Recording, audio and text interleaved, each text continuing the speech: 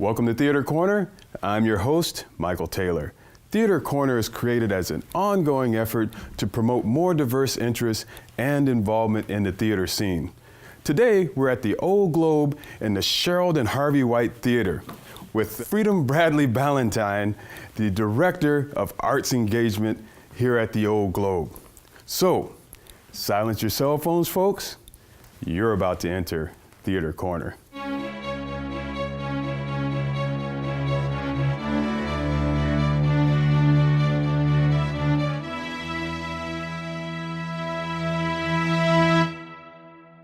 Welcome to Theater Corner, brother. Finally, I finally made it. I have arrived. It's good that you're here. I know you're super busy. You're traveling all over the country. I'm traveling all over, but I'm not too busy for this. Okay. Finally, I have arrived on Theater Corner. We've nailed you down, but everybody's been on Theater Corner except me, your oldest and dearest friend. I apologize. But, speaking of everybody that's been on Theater Corner, we can't go any further without giving a shout out to your wife and my dear sister, Patricia McGregor. The Patricia McGregor. She's the most sought after director in the country. In the world. In the world. So there you go, Patricia. Woo woo. All right, very good. Very good indeed. So we got a lot to unpack here. Yeah. Because you're doing a lot. Your program is booming. Yeah. It is huge. But before we get into that, for people that don't know you, for the 5 people that live in the middle of Wisconsin that don't know Freedome. Oh, they know me too. You tell us a little bit about yourself. Where you from? The school you went to? I'm from New York. Okay. I went to school at NYU and Sarah Lawrence, and before all that, I went to a small little college on Long Island called Nassau Community College, and that's a shout out to Nassau Community College. All right. It really gave me my start in academia and knowing that I could learn and knowing that I could do something with my life. And then I came from New York, but I also started off in theater. You know, when I went to NYU, I went to this. An old professor had actually hooked me up with a student of his, a former student of his, who was the assistant house manager at the Public Theater. And at that time, George Wolfe had just come on. George Wolfe is a, Tony-winning director and writer of many musicals and many plays. The Colored Museum to be probably the foremost one that people think of in their minds. At least that's the one that I think of. Right. But he had just started off being the artistic director of this theater that was right around the corner from this park that I used to hang at all the time called Washington Square Park. But I never went to that theater. And I finally went over there, and I was amazed that it was there, and there was all this great stuff going on. You know, there was Danny Hock was doing a one-man show, and the Jennifer Lewis, the incredible actor, she had a one-woman show called The Divas Dismissed. She used to run up and down the stairs all the time, getting herself in shape for the show. And Christopher Walken was downstairs in the green room smoking weed, and I was just like, oh my God, this place is so crazy, and I was loving it. And one day they told me, they told me that I was there because George wanted to have more people of color in the lobby. So if he wasn't there, I never would have gotten in the theater because theater wasn't something that I was studying, wasn't something that I was into, wasn't something that I thought was a viable option for living. And then this guy comes in, and he's a small, nondescript African-American man, and I was like, that's the guy that's running this place? and then from there, I was like, well, I guess there's a place for me, and I can actually run a place like this too. And that's when I just started doing theater. It was from there. See what diversity does? You saw yourself. I saw myself there. And it wasn't just him wanting diversity. It was him wanting the theater to look like what New York looked like, and what his world looked like. And that profoundly affected my worldview on theater. That and the kind of theater that I wanted to get involved with, and the type of theater that I wanted to make, had to look like the city in which I was in and the world in which I wanted to live in. Right. So that meant that everybody had a seat at the theater. Even when I went on and created my own theater company, I wanted to make sure that there was representation there, that there were, that there were blacks and whites, and not only that, but Asian people and people of different genders, and that it was also that we had people of different ages that was there, so that it was intergenerational as well. All those things are really important for people to have a part in the theater that you want to create and have buy-in for. And those are some of the things that I was really interested in. And then from creating my own theater company, I started working at this place called Summer Stage in New York City, that's right. which does free outdoor concert productions, and they were doing free outdoor dance productions. And they had just decided that they wanted to start doing theater. So we had gotten a grant from Time Warner, and then wound up going around and doing free theater outside in parks from Bed-Stuy to Harlem to the South Bronx, and places where people, didn't have that much access to professional theater. Right. They may have access to theater, but on the level that we were trying to do it on was, a little bit more heightened. And working with different writers like Chisa Hutchinson and Zakiya Alexander and Rada Blank and all these great writers that are on the American stage. And now, most of them are gone on to television and write on television. Rada's writing for Spike Lee's new television show. Right. And so we just wanted people to have that level of exposure to theater, to great writers, as well as to classics. So we did some William Shakespeare writings as well. And, and some really cutting edge theater companies that we were able to partner with out there as well. And that's actually where you met Barry Edelstein, the artistic director here at the Old Globe. Yes. He was running the Shakespeare unit at the Public Theater at that point. Right. And they were just, this was around 2008, 2009, the economy had thrown itself into a tailspin. And people were just really trying to figure out, well, what were we all about? And the public, they were going back into their mission statement, and what are the things that built the public theater? And part of the things that built the public theater was this idea of a mobile Shakespeare unit that would go around to different neighborhoods and do Shakespeare. And they were trying to figure out how to do that again, because if you don't do something for 10 years, or 5 years, or 1 year even, there's a whole relearning period of it. So we were just going around trying to look at different neighborhoods that they could possibly go into. And we had some really great discussions about theater and people and Shakespeare and the need for it and the necessity of it in communities. And we became friends, and we started doing programs out in Queens and out in the South Bronx, and it flourished to this day. And it's crazy. So now here you are. Barry's here at the Old Globe. You're here at the Old Globe. You've already been primed for what you're doing now. This is not something new to you. No. And so here you are, the Director of Arts Engagement. Yes. We're all, as a board member, we're all very proud of the work that you do in the community. It's tremendous. Thank you. And so it's called Arts Engagement as opposed to community outreach. Yeah, it gets confused a lot. Yeah. Could you elaborate on that a bit? Well, we wanted to build a program that didn't just go out into communities and tell communities in some sort of cultural imperialistic way that we have all the answers. Most of the thing that we did, and a lot of this is informed by my training coming through being a Peace Corps volunteer, was going out and listening to people and engaging people through listening and what the needs of their communities were. So we went in and we talked with people, and there was part of like a fact finder. We received a grant from the James Irvine Foundation, and there was a planning component of that. So even before I got here, this organization was deep into the ideas of engagement, and they had a really strong idea of where they wanted to go and what they wanted to do.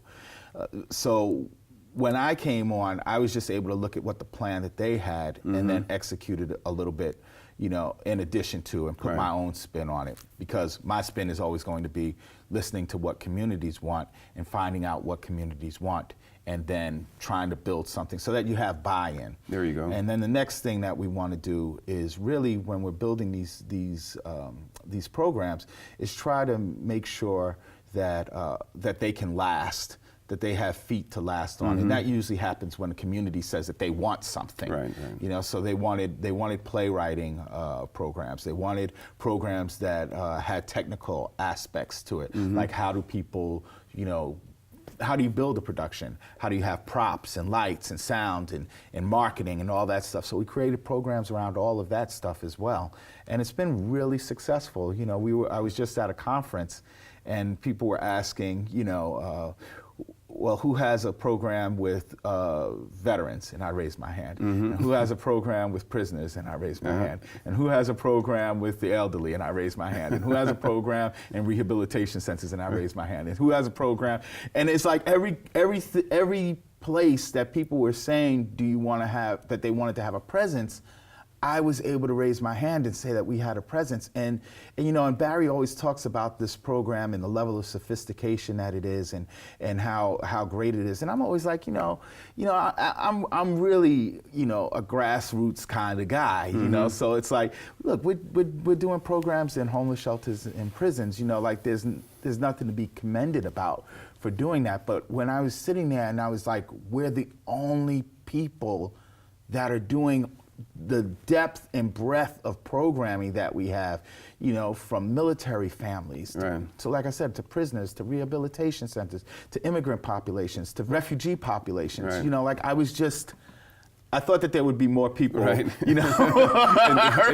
their hands. And when you say no one else is raising, basically you're representing the globe. The globe is the only ones that are doing the program in this extensive manner. Yeah, that's doing all of those different programs, all those various programs under one roof, And let's talk about what I guess would be the cornerstone of program, which is Globe for All. Yes. You're making theater matter to more people. Yes. Tell me a little bit about this program. We have wonderful thoughts from our artistic director, and he believes, that, and he's quite right in this, that we are a public institution on public land, serving the public, receiving public funds.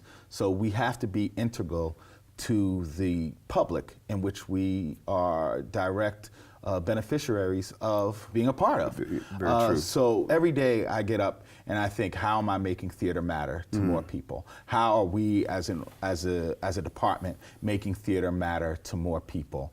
And Globe for All is our rallying cry. Okay. It's the thing that we go into every community with, as a way of saying, this is what the theater that we want to do is.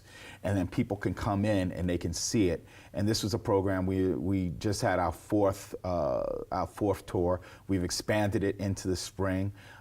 We take an actual production that's on this stage and then take that out to the community as well. So we do that. But we start off with a 3-week tour with our community partners, doing a piece of classical literature, from Shakespeare, and it's been remarkable. People come in and they see the work and they hear the words, when I first started doing this, and I've done Shakespeare before, but in this mode, how it is, it's so immediate for people. It's so effective. It's the closest that you will get to seeing Shakespeare performed as it was supposed to be performed. Right. With all the lights are on. In Shakespeare's time, there wasn't, blackouts, and there wasn't, sound that came piped in. It was all just, just raw. It was just raw. Right. It was just raw, and it's funny, So you have to deal with people when they're this close away from you. You have to say, to be or not to be is a direct question of, what should I do? Right. And then there's always some kind of feedback from the audience, like, I wouldn't do that, or like, go ahead, like there's always something that you get because they're in it with you.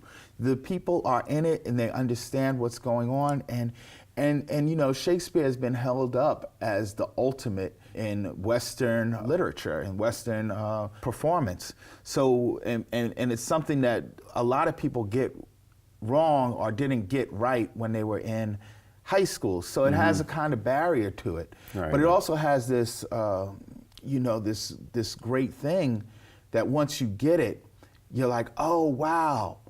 I'm smart, you know, like in a weird way, right, you know, right. like people, it's been built up that much, and like, and when you don't understand, people say, well, you know, you're just not that smart, and it's like, no, you just really didn't understand it, you didn't really explain it right. But Correct. we're at the Globe. I mean, like the Globe is an 82-year-old institution. We know how to do Shakespeare. Right. You know, we've been doing it for a long, long time here. What I think is great, and this speaks to, you know, making theater matter to more people, is I understand that you took it to Spanish speakers. Yes.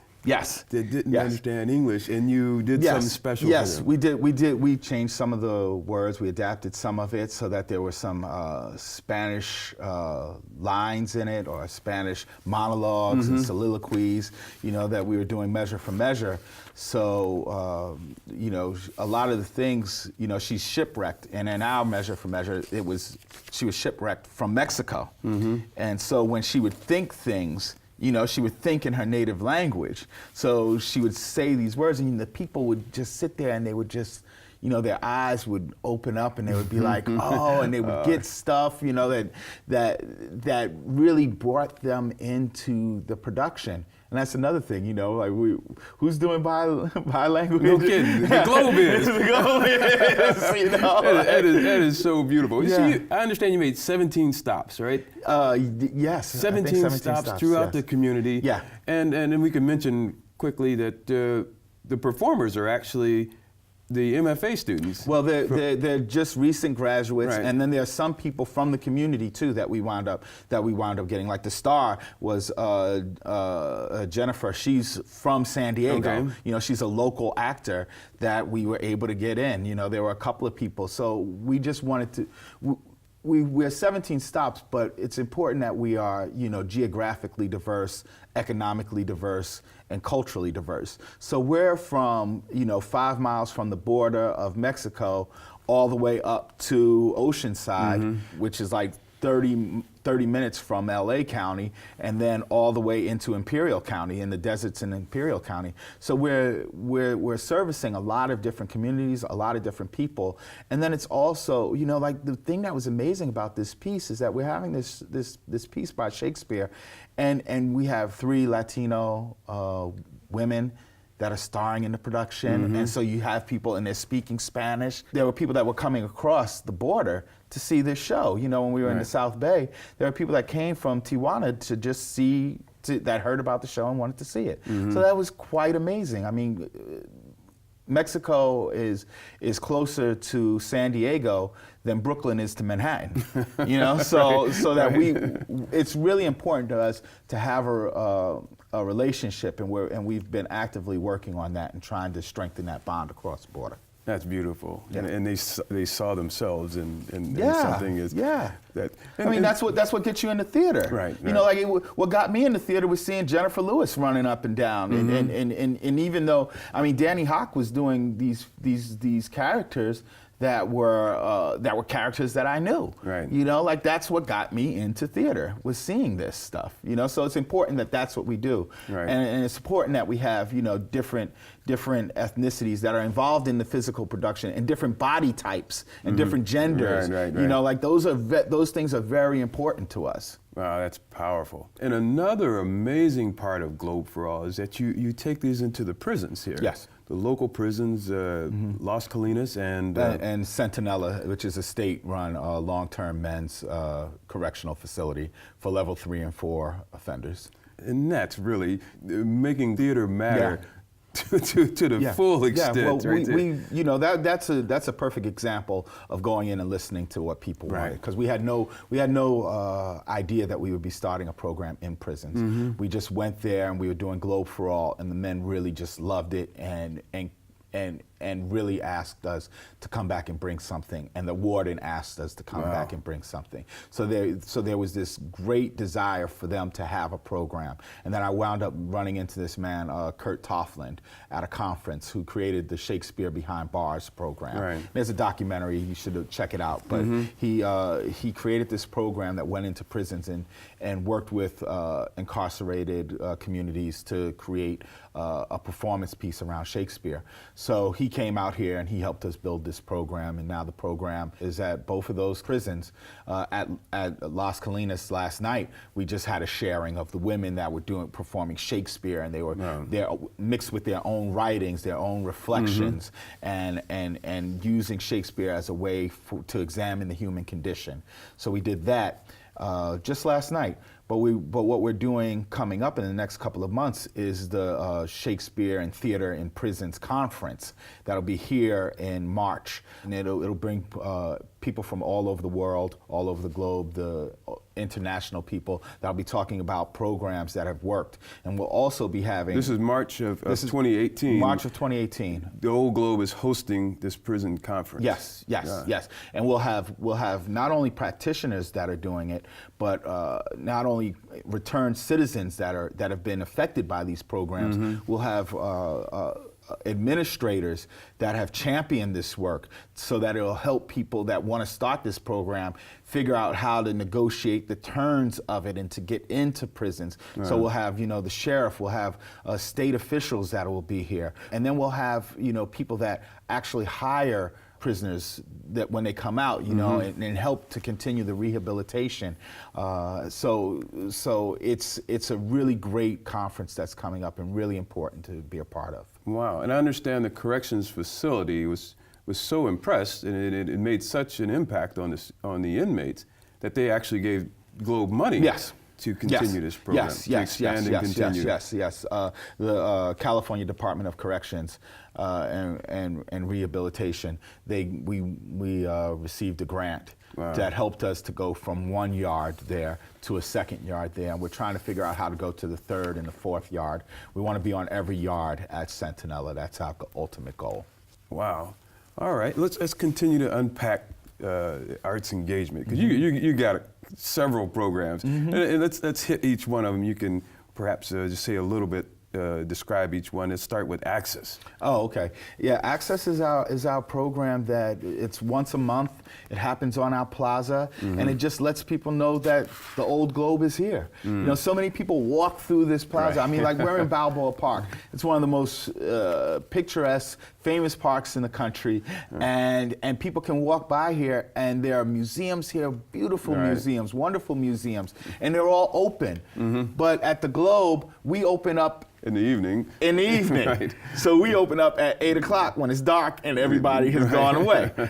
So it's good to have a program there, because people come through and they're like, well, what is this place? What do you do? And we do theater here, but the doors are closed and everything. So we wanted to have a place where we could have a performance series and get people to see, like, oh, they're doing music here, where you don't have to pay and buy a ticket. It's all part of being integral to San Diego. Right. Like, we want to matter to people. We want people when they, even if you buy, who is our audience here? Correct. And our audience is all of San Diego. Right. Everybody in San Diego is our audience. So we want them to, when they think of the Old Globe, be like, I came there and I just sat around and had some coffee and listened to this jazz band that was playing, or I saw this dance that was there, and it was a really cool place to be. So we do that. That's one of our programs that we have as well. And then you do there's the 90-minute workshops, Bard Basics. Yes. Those really connect people with the works of Shakespeare. And we have our teaching artists go out and they teach Shakespeare before our Globe for All shows. So it's part of those workshops.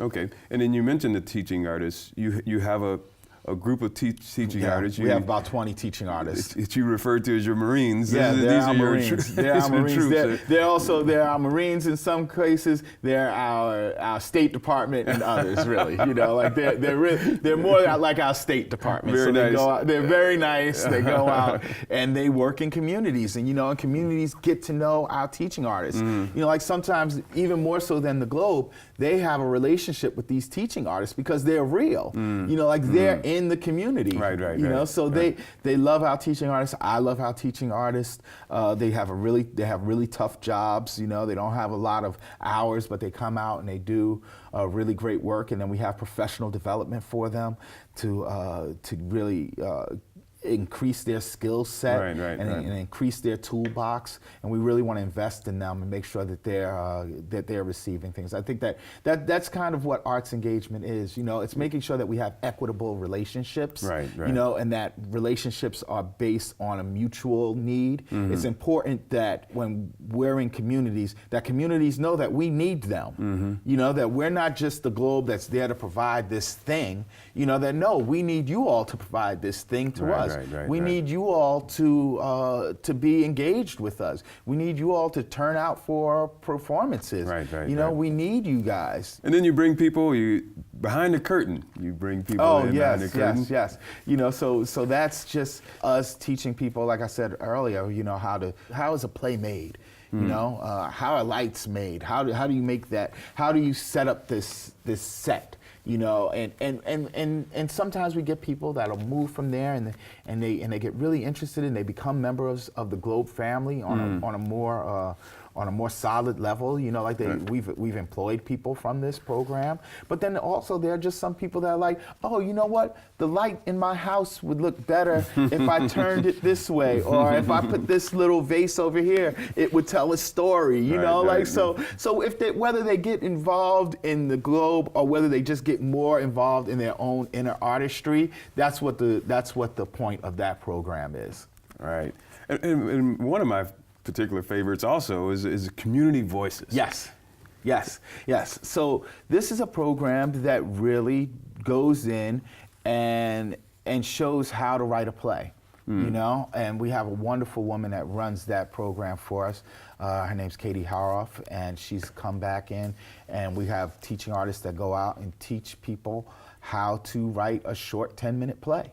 And then those plays get read by professional actors, and we have this done at refugee centers, at senior centers, at rehabilitation centers, at homeless shelters, all over. With all of our partners, we do Community Voices, and then we're having not necessarily a best of, but something that focuses in on all the work that we've done in the community as part of the New Voices Festival. So we'll kick off the New Voices Festival with people from Community Voices that have participated in that, as well as in our collab production, which is another program that we do that partners professional artists with members of the community, and they collaborate on something, and then they put together this piece that is specific to that community. And we've done that with the piece for the Day of the Dead, for Juneteenth, for veterans as well. So those have been like really great programs, and those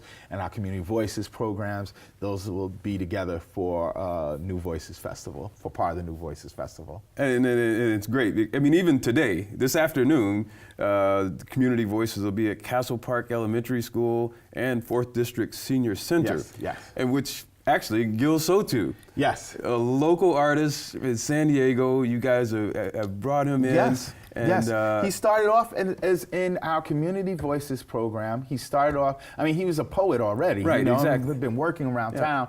And then we had Community Voices, and he wanted to learn how to write plays. Right. So he went in and wrote his 10-minute play, you know, and he's become good, and he's become like really accomplished, and he's received commissions, and we've actually commissioned him now at the Old Globe to write a play for us. You know, so it's just been the things that, you know, they start off as these small little seeds, and then you don't know where they're going to grow into.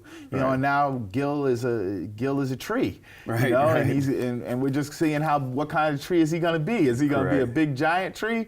Right. You know, and we're just really proud of him and what he's been able to do with his art and really digging into it.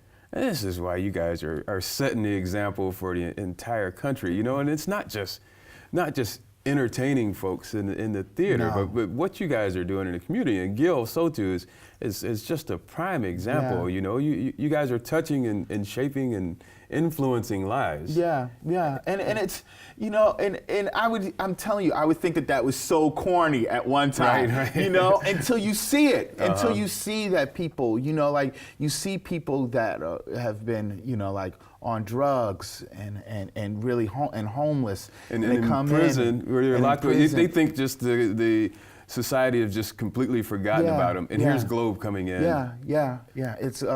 It's you know, seeing some of the men, you know, and how, you know, some people don't have anybody that comes and visits them in prison, you know, and we come in. And our teaching artists are dedicated, and they come in, you know, like after Thanksgiving, when nobody goes anywhere and everybody's just sitting around. Our teaching artists are out in the prisons, you know, going in and working and making connections, you know, for people, and it's important to them. It's important to their lives. The last program I want you to mention talk about a little bit is Reflecting Shakespeare. Okay, well that's part of the prison. That's part of the prison program. Right. You know, so that is us going in and really having the teaching artists explore topics. You know, the most incredible discussions that I've heard about Shakespeare have taken place in prisons. Okay. You know, and talking about Romeo and Juliet and Romeo and the friar and why Romeo can't apologize. You know, and having those men talk about it from their perspective, or talking about the initial fight between the Montagues and Capulets,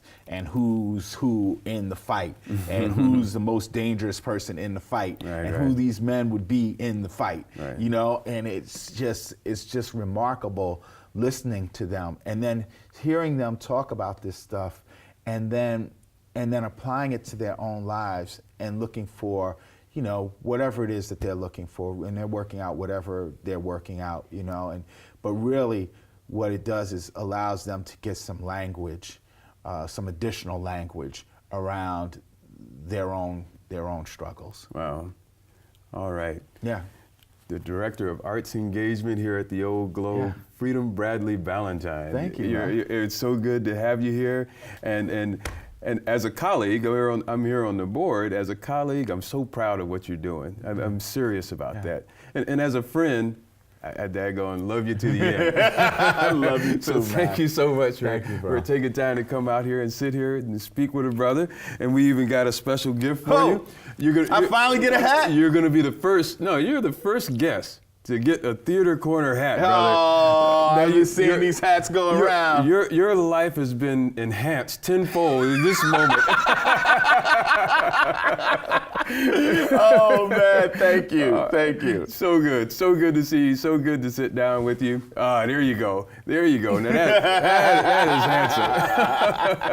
handsome. So we're gonna let you get back to work and make theater matter to more people. And thank you again for coming here with me. Thank you, viewers, for tuning in to another episode of Theater Corner, and we'll see you next time. Thanks, man. This is great. This is great. You know? I love it,